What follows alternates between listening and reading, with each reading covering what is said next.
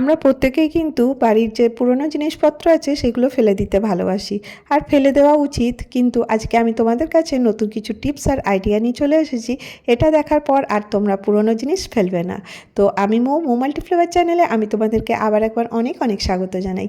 আশা করি প্রতিদিনের মতন তোমরা খুব ভালো আছো। তো দেখো আমি এখানে দুটো পুরনো কন্টেনার নিয়ে নিয়েছি। এই কন্টেনারগুলো অনেকটাই কাজে আসে।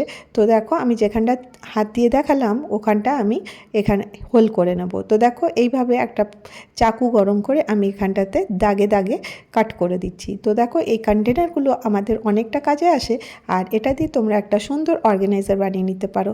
তো দেখো আমি দুটোকে হোল করে দিলাম। এরপরে আমি এখানে নিয়ে নিচ্ছি গ্লুগান। তোমরা গ্লুগানের জায়গায় ফেভিকলও ইউজ করতে পারো। তো গ্লুগান দিয়ে করে দিলে অনেকটা মজবুত হয়ে যাবে। তো দেখো আমি এই দুটোকে খুব সুন্দর করে সাটিয়ে দিচ্ছি। তো এইভাবে হাত দিয়ে চেপে দিয়ে সাটিয়ে দেবো। এরপরে এর যে ঢাকনাটা ছিল এই ঢাকনাটা এর উপরে লাগিয়ে দেব। এরপরে এটা রেডি হয়ে গেল।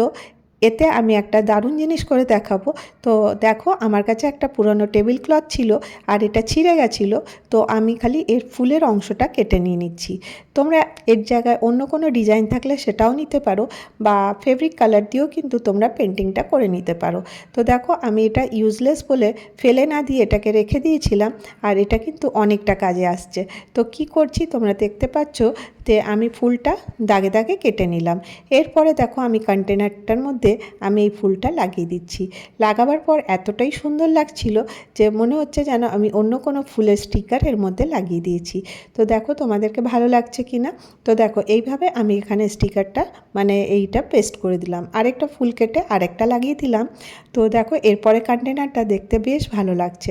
এটা কি ইউজ করব। তো দেখো এর মধ্যে আমাদের কিচেনে যে চামচগুলো থাকে সেগুলো কিন্তু আমরা এর মধ্যে অ্যারেঞ্জ করে রাখতে পারি।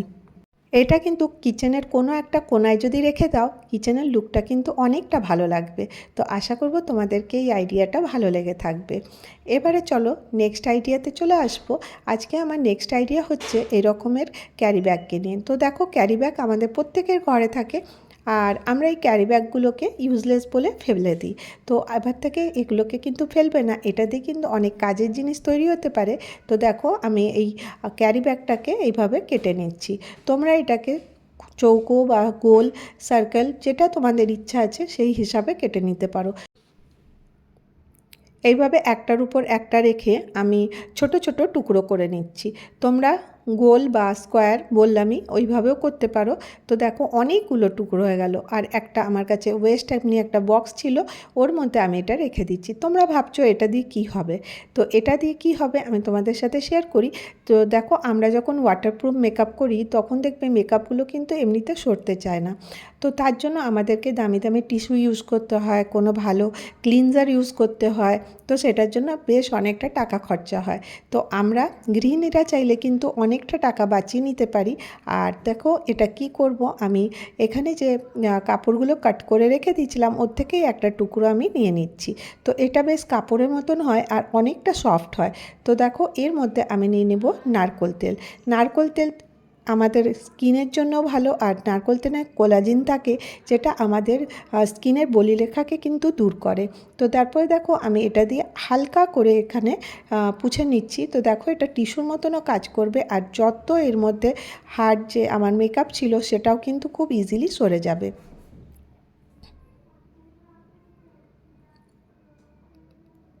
এইভাবে পুরো ফেসে অ্যাপ্লাই করে নেবো। এরপরে দেখো আমি আরেকটা টিপস তোমাদের সাথে শেয়ার করি। এখানে দেখো আমি নেল রিমুভার নিয়ে নিয়েছি। এই নেল রিমুভার দেখো কখনো কখনো কী হয় বাড়িতে কটন থাকে না, তো আমরা ভাবি কী দিয়ে নখ পালিশটা উঠাবো। তো তখন তোমরা এটাকেও ইউজ করতে পারো। আর এর মধ্যে দেখো একটুখানি আমি খালি নেল রিমুভার নিলাম, নেওয়ার পরে আমি সব আঙুলের নেল পলিশগুলো কিন্তু এতেই উঠে যাবে। তো দেখো এতে নেল পলিশের মানে যে রিমুভারের খরচাটাও কম হবে, আর একটা সুন্দর মানে পরিষ্কার হয়ে যাবে। তো দেখো কতটা নোংরা মানে কতটা নেল পলিশ বেরোলো। তো এই আইডিয়াটাও কিন্তু তোমাদেরকে খুব ভালো লাগবে।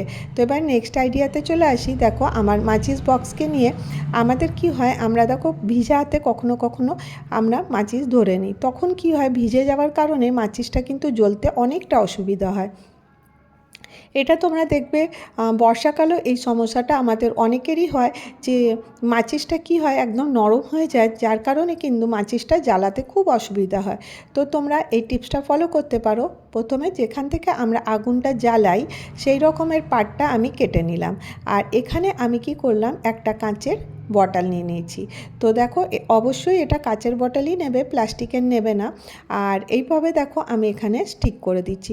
খুব সহজ, কিন্তু এটা খুব উপকারী একটা টিপস, তোমরা এটা ফলো করে দেখতে পারো। তো এই ছোট্ট ছোট্ট টিপসগুলো আমাদের গৃহিণীদের জানা থাকলে আমাদের অনেকটা টাকা আর সময় কিন্তু বেঁচে যায়। তো দেখো এখানে আমি এটাকে রেডি করে রেখে দিচ্ছি। এটা একটা দারুণ অর্গানাইজারও হয়ে যাবে, আর এটা কিন্তু খুব কাজের। তো তোমরা নিজেরাই দেখো এটা দিয়ে আমি কি করছি। তো প্রথমে আমি এই কন্টেনারটার মধ্যে এখানে মাচিসের যে তিলিগুলো আছে এইগুলো কাঠিগুলো আমি এর মধ্যে দিয়ে দিলাম। তারপর বটলটা বন্ধ করে দিলাম। এরপর দেখো কি ইজিলি মাচিসটা জ্বলে গেল। তো দেখো খুব সহজেই কিন্তু জ্বলে যাবে। এবারে কিন্তু মাচিস ভিজে থাকার কোনো ভয় থাকবে না। তো কেমন লাগলো তোমাদেরকে এই আইডিয়াটা জানাবে। এরপরে চলো আমি নেক্সট আইডিয়াতে চলে আসবো। আজকে আমার নেক্সট আইডিয়া হচ্ছে এরকম ইয়াররিংকে নিয়ে। আমরা দেখো পার্টি বা অন্য কোনো জায়গায় গেলে, ভালো জায়গা মানে সাজুগুজু করে গেলে আমরা হেভি হেভি ইয়াররিংগুলো পরি, আর সেই জন্য কিন্তু আমাদের কানটা কিন্তু ঝুলে যায়। তো তোমরা একটা টিপস ফলো করতে পারো। প্রথমে আমি বলে দিই যে এই ইয়াররিংগুলোকে তোমরা কিভাবে রাখবে। তো দেখো আমার কাছে একটা পুরনো ফাটা এরকমের ডাব্বার ঢাকনা ছিল। এইগুলোকে, এই টাইপের ঢাকনাগুলোকে ফেলবে না, এগুলো কিন্তু খুব কাজে আসে। আর এটাকে আমি এইভাবে কেটে নিচ্ছি। আর কেটে নেওয়ার পরে আমি এখানে কি করব, যে ইয়াররিংটা আছে আমি এইভাবে এর মধ্যে লাগিয়ে দিচ্ছি। তো দেখবে এটা দেখতেও খুব সুন্দর লাগবে, আর এটা একটা বক্সে যদি রেখে দাও তাহলেও কিন্তু খুব ভালো থাকবে। তো এইভাবে অ্যারেঞ্জ করে যদি ইয়াররিংগুলো রাখো, দেখবে এদিক ওদিক হবে না, আর অনেকগুলো ইয়াররিং কিন্তু এর মধ্যে চলে আসবে। এর মধ্যে দেখো আরও আধা টুকরো ছিল, তো সেটাকেও আমি এই টুকরো টুকরো করে এই অন্য ইয়াররিংগুলো কিন্তু এর মধ্যে তোমরা রেখে নিতে পারো। এরপরে একটা রবার নেবে। আসলে কি হয়, কখনো কখনো কাচের যে কানের যে প্যাঁচগুলো আছে সেইগুলো কিন্তু পাওয়া যায় না।